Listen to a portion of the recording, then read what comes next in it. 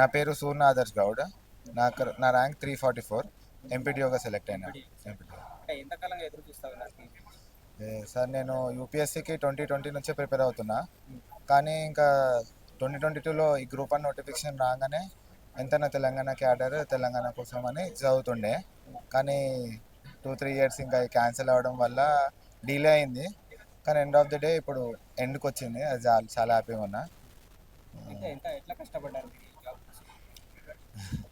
ఇంకా day and night అంటే ఒక రొటీన్ అనేది ఎట్లా అంటే ఇంక చదువుతూనే ఉంటుండే. ఎగ్జామ్ వస్తుంది రాస్తున్నాం.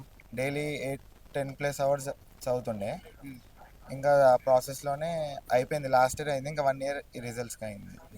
అంటే ఈ గ్రూప్ వన్ ఆపడానికి చాలా జరిగాయి. అవునవును. సో ఎట్లా చూస్తారు? ఎవరి ఇంట్రెస్ట్ వాళ్ళే అండి. ఎవరు వెస్టెడ్ ఇంట్రెస్ట్ వాళ్ళు ఉన్నారు. కానీ జెన్యున్ వాళ్ళు ఇట్లా ఉన్నారు. ఇంకా ఈ సబ్జెక్టివ్ మెయిన్స్ అనేది సబ్జెక్టివ్ అందరికి రావు పోస్టులు. ఇంకోటి పేపర్ దిద్దే వాళ్ళ డిస్క్రిప్షన్ ఉంటుంది.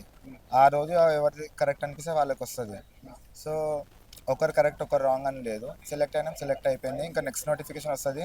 దానికి చదవచ్చు ఎవరైతే కష్టపడ్డారో. అందులో ఏం లేదు. అంత నెగిటివిటీ అయితే స్ప్రెడ్ చేసేంత అవసరం లేదని నా ఒపీనియన్. ఏదైతే ఈ గ్రూప్ వన్ ఉద్యోగాలు ఎవరైతే సెలెక్ట్ అయిన క్యాండిడేట్స్కి ఇవ్వడానికి రేవంత్ రెడ్డి గారు చేసిన ప్రయత్నాన్ని ఎట్లా చూస్తారు? సార్ నేను చెప్పాలంటే ఈ స్ట్రాంగ్ సార్. చాలా గట్టిగా నిల్చున్నాడు. సో ఆయన అయితే చాలా రెస్పెక్ట్ పెరిగింది సార్ పైన.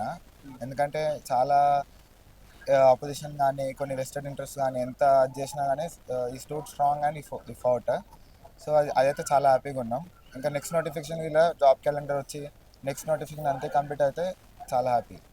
Subscribe us and press the bell icon for more interesting updates.